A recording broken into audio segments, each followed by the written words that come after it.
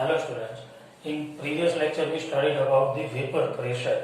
The pressure exerted by the vapor on its own liquid surface at equilibrium means जब ये दोनों का rate liquid और vapour का इक्वल हो तब जो प्रेशर अप्लाई होता है that is called vapour pressure. तो आज हम स्टडी करने जा रहे हैं Raoult's law for liquid plus liquid solution. Means ऐसा सॉल्यूशन जिसमें सॉल्यूट भी लिक्विड है और सॉल्वेंट भी लिक्विड है. राहुल नाम के साइंटिस्ट ने एक स्टेटमेंट दिया है जिसे हम अभी स्टडी करने जा रहे हैं. It is called Raoult law for liquid plus liquid solution और for volatile plus volatile type of solution. Volatile मतलब लिक्विड जिसकी वेपर बन जाए वो liquid means solute is also liquid, solvent is also liquid. This rule is also only applicable to the liquid plus liquid type of solution. Means petrol plus kerosene, benzene plus toluene, ऐसे solution की बात करें जिसमें दोनों liquid हो. मान लो हम बात करें कि एक सॉल्यूट है और एक सॉल्वेंट है. Both are liquid. We are talking about liquid plus liquid. Solute का नाम A है, सॉल्वेंट का नाम B है. दोनों को हमने मिक्स कर दिया. अब इसमें सॉल्यूशन बन गया. It contains A plus B. ये जो सॉल्यूट है उसके ऊपर हमने अगले वीडियो में देखा था कि कोई भी लिक्विड के ऊपर किसी भी टेम्परेचर पे उसकी वेपर होती है. तो ये लिक्विड ये है तो उसके ऊपर उसकी वेपर ये होगी. ये जो प्रेशर लगाती है नीचे कोई भी लिक्विड की वेपर उसकी खुद की सरफेस पे प्रेशर भी लगाती है. That is vapour pressure of A, P naught A. जब अकेला A है तब जो प्रेशर वेपर प्रेशर होता है it is called vapour pressure of A. और ये जो लिक्विड B है उसकी वेपर यहाँ पे प्रेशर लगा रही है. That is called vapour pressure of B, P naught B. Means pressure of B but pressure of pure B not means अकेला है प्योर, इसमें दूसरा कोई नहीं. अब इसके ऊपर जो वेपर प्रेशर लगेगा इसमें तो दोनों लिक्विड है ना A B, तो दोनों की वेपर बनेगी. वेपर क्यों बनते पता है ना, कॉलिजन होता है तो किसी की स्पीड बढ़ गई तो वेपर बन गए. तो अब वो दोनों यहाँ पे प्रेशर अप्लाई करते हैं. देखिए तो यहाँ पे जो प्रेशर लगता है it is called P total because इसमें तो A और B दोनों का है. कितना होगा तो pressure of A plus pressure of B not P naught A plus P naught B. P naught A तो जब अकेला था तब का प्रेशर है और P A इसमें अकेला नहीं है ना. ये it is pressure of A but अकेला नहीं है. प्रेशर सिर्फ अकेला का है बट सॉल्यूशन में अकेला नहीं है. So pressure of A over the solution, pressure of B over the solution. Solution के ऊपर A कितना प्रेशर लगा है और सॉल्यूशन के ऊपर B कितना प्रेशर लगा है. और ये है pressure of A over the pure liquid A. So that is the bigger difference. ध्यान में रखना P naught A, P naught B, P B. ये प्योर B है और A B का ही प्रेशर है बट सॉल्यूशन के ऊपर. अब अंदर जो A है उसके मोल फ्रैक्शन को हम X ऐसे डिनोट कर दे, B के मोल फ्रैक्शन को हम X B से डिनोट कर दे. बाहर भी तो है दोनों लिक्विड. बाहर के A के मोल, बाहर भी एक मिक्सचर है ना, it is also solution. Gas plus gas. तो बाहर जो A के मोल फ्रैक्शन है उसे हम YA बोल दें और बाहर जो B के मोल फ्रैक्शन है उसे हम YB बोल दें. क्योंकि X तो एक बार बोल दिया है. ये दोनों का टोटल 1 होगा क्योंकि मोल फ्रैक्शन का टोटल ऑलवेज 1 होता है. ये दोनों का टोटल 1 होगा. It is the situation. अब राउल नाम के साइंटिस्ट ने ये सॉल्यूशन के लिए एक स्टेटमेंट दिया. उसका स्टेटमेंट क्या था कि द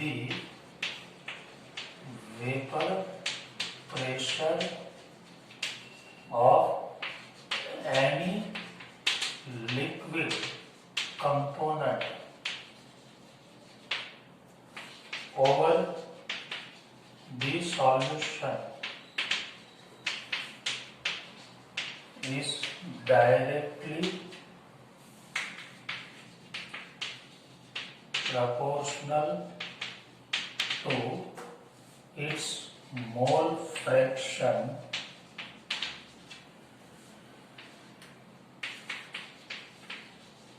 present in solution. इसे अच्छे से समझना है। The vapor pressure of any liquid component, इसमें दो liquid component है A एंड B। चलिए हम बात करते हैं A की। Vapour pressure of any liquid, तो हम A की बात करते हैं। लिक्विड कंपोनेंट A का प्रेशर ऊपर कितना लगता है तो वो राउंड में बताया। ओवर द सॉल्यूशन कितना लगता है तो is directly proportional to mole fraction of air. Mole fraction को डायरेक्टली प्रोपोर्शनल, बट कौन से मोल फ्रैक्शन? ए तो अंदर भी है बाहर भी है, तो ऊपर से लगने वाला प्रेशर अंदर के मोल फ्रैक्शन को डायरेक्टली प्रोपोर्शनल है। ऊपर ए का जो प्रेशर है P A is directly proportional to x A, और बी का जो pressure is P B is directly proportional to x B. बाहर के मोल फ्रैक्शन नहीं, अंदर के mole fraction present in the solution. So हम क्या लिख सकते हैं, देखिए pressure of liquid component A, मतलब सॉल्यूशन के ऊपर जो ये प्रेशर लगाता है पी ए, वो कितना है? It is directly proportional to mole fraction of A according to Raoult law. और कौन से मोल फ्रैक्शन? तो अंदर के, and pressure of liquid component B, इसका प्रेशर इससे डायरेक्टली प्रोपोर्शनल होगा। Mole fraction of liquid component B बाहर के मोल फ्रैक्शन को नहीं, अंदर के मोल फ्रैक्शन को डायरेक्टली प्रोपोर्शनल होगा। It is the Raoult law. So vapor pressure of any liquid component is directly proportional to its mole fraction present in solution. Mole fraction present in solution, ये हो गया। अब proportionality को remove कीजिए, constant आएगा। कौन सा कांस्टेंट? तो P naught A x A, इसे हम इक्वेशन 1 बोले। एंड पी बी, इसे रिमूव कीजिए, P naught B x B. ये P नॉट ए क्या है? आपको पता है vapour pressure of pure liquid A, जब अकेला था तब कितना था? वो तो कांस्टेंट रहेगा, वो कभी चेंज नहीं होगा क्योंकि टेम्परेचर कांस्टेंट है। और P naught B vapour pressure of pure liquid B, x B अंदर के मोल फ्रैक्शन, एक्स ए के अंदर के मोल फ्रैक्शन, ये हो गया राउल्ट लॉ। ये दोनों खास हमारे लिए इंपॉर्टेंट है। Pressure, vapour pressure of any liquid is equal to vapour pressure of that pure liquid and mole fraction of that liquid present in solution. It is Raoult law. आप इसे note कर लीजिए, फिर इसे आगे जाके हमें डिराइव करना है। ओके, तो according to Raoult law vapour pressure of any liquid component is directly proportional to its mole fraction. Vapor pressure of A is directly proportional to mole fraction of A. Vapor pressure of B is directly proportional to mole fraction of B. अब यहाँ पे जो total pressure लगता है वो दोनों की वजह से लगता है, बिकॉज बोथ आर लिक्विड ना। यदि कोई एक सॉलिड होता तो उसकी वेपर नहीं बनती, बट बोथ आर वॉलेटाइल, हमने टाइटल में लिखा है। सो दोनों की वेपर बनेगी। तो टोटल प्रेशर कितना होगा? So total pressure over the solution is equal to P total is equal to pressure of A plus pressure of B. From equation 1 and 2 देखिए ये वैल्यू हम यहाँ पे पुट कर दे। Therefore P total is equal to PA कितना है? P naught A x A plus P naught B x B। It is equation number 3 दे दे, इसे हमने 2 दिया है। Total pressure is equal to P total P naught A x A plus P naught B x B. ये value हमने यहाँ पे पुट कर दी। It is total pressure. तो आपको दोनों के वेपर प्रेशर ये क्या है बताया ना, pressure of pure A, pressure of A, खास ध्यान में रखना, यहीं पे कंफ्यूजन होता है वैल्यू पुट करने। ये सब ऐसे ही नोट कर लेना ताकि आपको कंफ्यूजन नहीं हो। इसमें आपको किसी 3 की वैल्यू दी होगी और एक फाइंड करना होगा। नाउ इसे ही हम यदि आगे ले जाए तो P total is equal to P naught A x A x.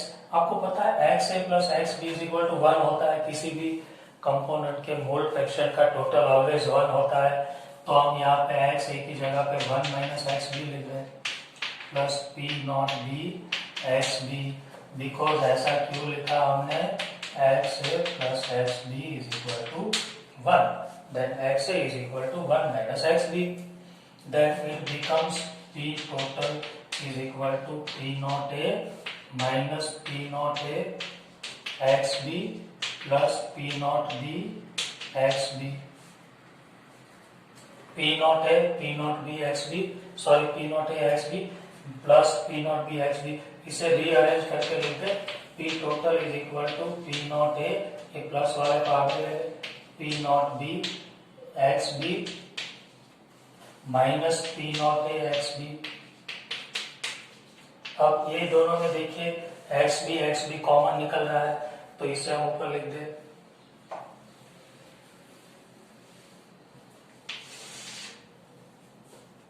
p total is equal to p naught a plus ये एक्स बी को कॉमन निकाले तो बाकी रह गए p naught b minus p naught a into X B common निकल गया। It is equation number 4। यदि आप ये इक्वेशन यूज करना नहीं चाहते तो ये भी कर सकते। It is also total pressure, but किसी एक के मोल फ्रैक्शन पता है, दूसरे के नहीं पता है, तो हम ये इक्वेशन यूज कर सकते हैं। और सिमिलरली यहां पे यदि मैं एक्स बी की जगह पे 1 माइनस एक्स बी रख दूं तो this equation becomes P total is equal to P naught B, इसका सब उल्टा हो जाएगा, plus P naught A minus P naught B into X A. So it is fifth equation. याद रखना third, fourth and fifth equation are very important for numerical. They all are same equation. जब आपको दोनों liquid component वाले solution की बात हो, means benzene plus toluene, aniline plus benzene, जो भी दोनों लिक्विड हो, ऐसे सॉल्यूशन के वेपर प्रेशर की बात हो, तब आप ये तीनों में से किसी एक इक्वेशन को यूज करेंगे। That is very important. इस इक्वेशन आप याद रख लेना, उसके बेस पे आपको न्यूमेरिकल पूछे जाते हैं। काइंडली इसे आप नोट कर लीजिए अभी। ओके, तो आपने दोनों लिक्विड कंपोनेंट वाले सॉल्यूशन पे कितना वेपर प्रेशर लगता है टोटल, उसके बारे में बात की, और उसके तीन में से कोई भी एक फार्मूला को आप यूज कर सकते हैं। तीनों सेम है, मतलब तीनों में से जो आपको कंफर्टेबल है वो फार्मूला आप अप्लाई कर सकते हैं। This formula is applicable when the solution is made up of liquid plus liquid, solid and solvent both are liquid. Solid होगा तब दूसरे फार्मूला होगा, वो हम दूसरे लो में स्टडी करेंगे। तो ये फार्मूला आपको ध्यान में रखना। दूसरा, इसमें से हमने क्या क्या सीखा, देखिए एक तो वो सीखा कि किसी भी लिक्विड कंपोनेंट का वेपर प्रेशर, मतलब सिर्फ मान लो अकेले ए का प्रेशर चाहिए मुझे, अकेले ए का, तब हमने क्या लिखा, P naught A x A, और अकेले बी का जो प्रेशर है तो P B is equal to P naught B x B. ये भी हमने इसमें से सीखा, तो इसे भी आपको अप्लाई करना हो। ये सब कंफ्यूजिंग है, इतना सारा है, तो आप काइंडली इसे ध्यान से याद रख लीजिए। ये है प्योर लिक्विड का वेपर प्रेशर, ये प्योर का नहीं है, ये vapour pressure in solution, solution के अंदर जो है उसका। फिर X A and X B mole fraction in solution, solution के अंदर जो मोल फ्रैक्शन है वो है। मान लो आपको अंदर के मोल फ्रैक्शन नहीं पता है, बाहर के पता है, तो आप इसका प्रेशर कैसे फाइंड करेंगे? तो उसके लिए गैस को याद कीजिए। आपको गैस का मोल फ्रैक्शन पता है, तो 11th का एक चैप्टर याद कीजिए, गैसियस स्टेट। उसमें आपने मोल फ्रैक्शन और टोटल प्रेशर का एक रिलेशन लिखा था, P total is partial pressure of any gas is equal to P total into mole fraction, but ये मोल फ्रैक्शन अंदर के नहीं होंगे, बाहर के होंगे। तो बाहर कितने मोल फ्रैक्शन है ए के, वाई ए, उसे कुछ अलग सिंबल देंगे ना, एक्स तो अंदर है तो Y A. Similarly pressure of B, B कितना प्रेशर लगा रहा है, तो is equal to P total into YB. Here YA and YB are mole fraction in vapour phase, मतलब बाहर के मोल फ्रैक्शन, लिक्विड के बाहर जो है वो। तो आपको बाहर के मोल फ्रैक्शन दिए है या तो बाहर के पूछे है तो ये रिलेशन लगाएंगे, और अंदर के मोल फ्रैक्शन जब है तब ये रिलेशन। ये किसका प्रेशर है, ए का, और ये बी का। कहाँ का, सॉल्यूशन का। तो ये पी नॉट बी का है, तो pressure of A, pressure of B. But कब, जब वो प्योर फॉर्म में अकेले है तब। तो खास ध्यान में रखना, आपको जब ऐसा दिया नहीं कि प्रेशर ऑफ प्योर लिक्विड है then it is P naught A, and pressure of liquid A in solution then it is P A. Mole fraction in liquid then x है, mole fraction in vapour phase then y है। Clear? So it is all about Raoult law for liquid plus liquid. इसे आप note कर लीजिए, इसका छोटा सा graph है जिसे हम एक बार देख लेते हैं।